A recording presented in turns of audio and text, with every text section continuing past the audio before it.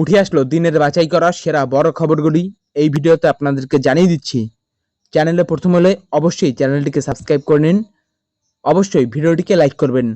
চলুন তাহলে এক এক করে দিনের বাছাই করা সেরা বড় খবরগুলি শুনে নেওয়া যাক।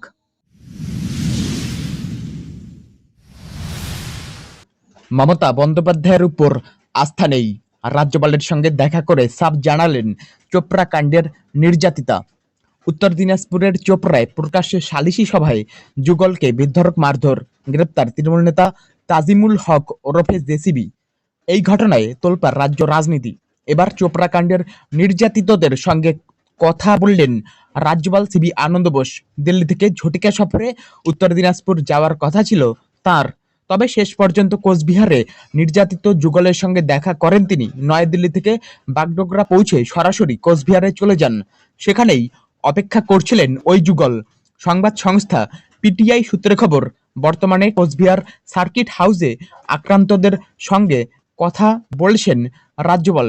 রাজ্যপালের সঙ্গে কথা বলার পর সংবাদ মাধ্যমকে নির্যাতিতা বলেন, রাজ্যপাল আমার পাশে থাকার আশ্বাস দিয়েছেন।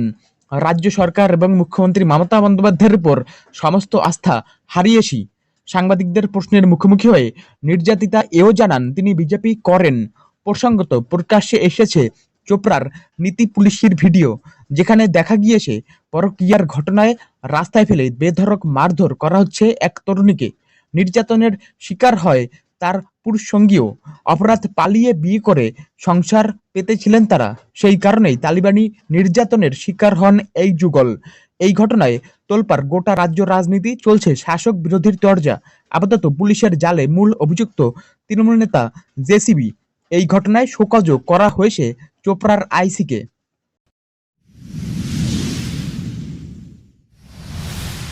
রাহুল গান্ধীর হিন্দু মন্তব্যে উত্তাল, লোকসভা থেকে বাদ কংগ্রেস সাংসদের বক্তব্যের বেশ কিছু অংশ।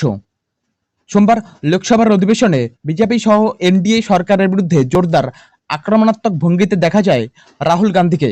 লোকসভার বিরোধী দলনেতা সোমবার যে সমস্ত কথা বলেন, সংসদে দাঁড়িয়ে তার বিভিন্ন অংশ ছেঁটে ফেলা হচ্ছে।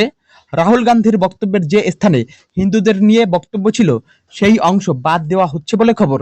পাশাপাশি নরেন্দ্র মোদী, বিজেপি এবং আরএসএসকে নিয়ে রাহুলের বেশ কিছু বক্তব্য বাদ দেওয়া হচ্ছে বলে খবর। সোমবার লোকসভার অধিবেশন শিবের ছবি হাতে নিয়ে বিজেপি নেতাদের আক্রমণ করেন রাহুল গান্ধী। কংগ্রেস সাংসদ বলেন, যারা নিজেদের হিন্দু বলে দাবি করছেন তারা শুধু ঘৃণা, মিথ্যে এবং হিংসা ছড়াচ্ছেন। রাহুল গান্ধীর ওই মন্তব্যের পর থেকেই লোকসভায় উত্তেজনা ছড়াতে শুরু করে। এমনকি রাহুল গান্ধীর হিন্দু মন্তব্যের জেরে পাল্টা মুখ খোলেন প্রধানমন্ত্রী নরেন্দ্র মোদী। প্রধানমন্ত্রী বলেন, গোটা হিন্দু সম্প্রদায়কে হিংসাত্মক হিসেবে ছবি চিত্রিত করা অত্যন্ত গুরুতর বিষয়। রাহুল গান্ধীর হিন্দু মন্তব্যের জেরে যখন মুখ খোলেন প্রধানমন্ত্রী, তারপর অমিত শাহকেও পাল্টা মন্তব্য করতে দেখা যায়। হিন্দু মন্তব্যের জেরে রাহুল গান্ধী যাতে ক্ষমা চান, সেই দাবি করেন কেন্দ্রীয় স্বরাষ্ট্রমন্ত্রী।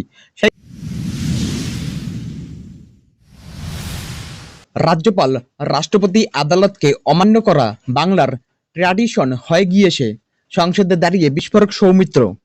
বিশম্বুর লোকসভা কেন্দ্র থেকে জয়ী হয়ে ফের একবার সংসদে গিয়েছেন সৌমিত্র খা।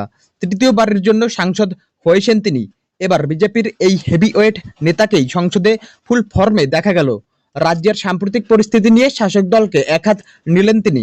বাংলায় বিরোধীদের স্বাধীনতা নেই, পদ্ম শিবিরের 200 জন কার্যকর্তাকে হত্যা করা হয়েছে, এমন নানান কথা শোনা গেল তার মুখে। বক্তব্যের শুরুতেই বিষ্ণুপুরের লোকসভা কেন্দ্রের সাধারণ মানুষকে প্রণাম জানান বিজেপি নেতা। তৃতীয়বার সাংসদ হিসেবে নির্বাচিত করার জন্য ধন্যবাদ জানান তিনি। এরপরেই রাজ্যের বর্তমান পরিস্থিতি নিয়ে মুখ খোলেন সৌমিত্র। বলেন, রাজ্যপাল রাষ্ট্রপতি আদালতকে অমান্য করা বাংলার ট্র্যাডিশন হয়ে দাঁড়িয়েছে। বিষ্ণুপুরের সাংসদ বলেন, নির্বাচন কমিশন এবং কেন্দ্রীয় বাহিনী না থাকলে পশ্চিমবঙ্গে কখন নির্বাচন হবে না, কখনো পঞ্চায়েত এবং মিউনিসিপ্যাল ভোট এখানে হয় না বলে দাবি করেন তিনি। সৌমিত্র বলেন, আমাদের 200 জন কার্যকর্তাকে মেরে দেওয়া হয়েছে। ওখানে বিরোধীদের কোনো স্বাধীনতা নেই, বিরোধীদের ওখানে বলার অধিকার নেই। পশ্চিমবঙ্গের মুখ্যমন্ত্রী বিরোধী পক্ষের সাংসদ বিধায়কদের বৈঠকে ডাকেন না বলে দাবি করেন তিনি। সংসদে দাঁড়িয়ে চোপড়া কাণ্ড নিয়েও সুর চড়ান সৌমিত্র।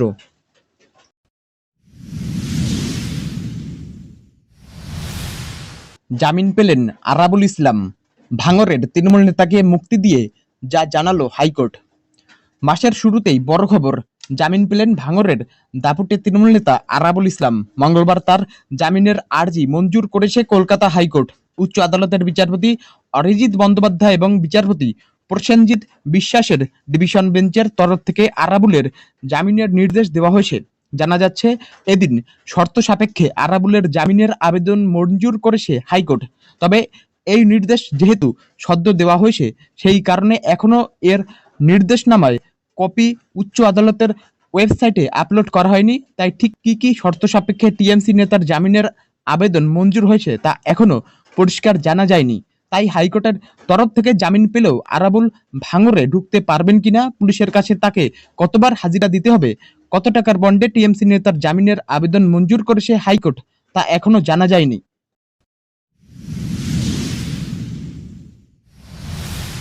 রাজ্যপাল টাটা বাই বাই, বাংলায় দিন ফুরলো বোসের তথ্য ফাঁস হতেই তোলপাড়। বিগত কিছুটা সময় ধরে শিরোনামে রয়েছেন রাজ্যপাল সিবি আনন্দ বোস।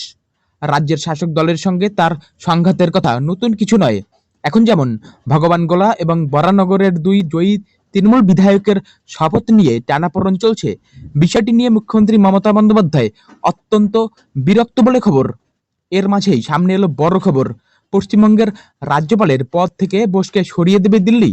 শুরু হয়েছে জল্পনা, অবিলম্বে যাতে রাজ্যপালের পদ থেকে বোসকে সরানো হয় সেটা নাকি ইতিমধ্যেই দিল্লিকে ঠারে ঠোরে বুঝিয়ে দিয়েছে বাংলা। তবে চমকপ্রদ বিষয় হলো, শুধুমাত্র তৃণমূল নয়, রাজ্যপালকে নিয়ে নাকি বঙ্গ বিজেপির একাংশের মনেও বিরক্তির সঞ্চার হয়েছে।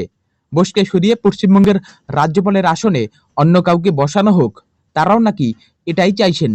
মিডিয়া রিপোর্ট বলছে, বঙ্গ বিজেপির এক হেভিওয়েট নেতা নাকি এই বিষয়ে কেন্দ্রীয় স্বরাষ্ট্রমন্ত্রী অমিত শাহকে পরিষ্কার জানিয়েছেন। লোকসভা নির্বাচনের আগে এবং পরে দুবারই এই বিষয়ে জানানো হয়েছে তাকে। রাজ্যপালের অতি সক্রিয়তার ফলে খারাপ ছাড়া ভালো হচ্ছে না।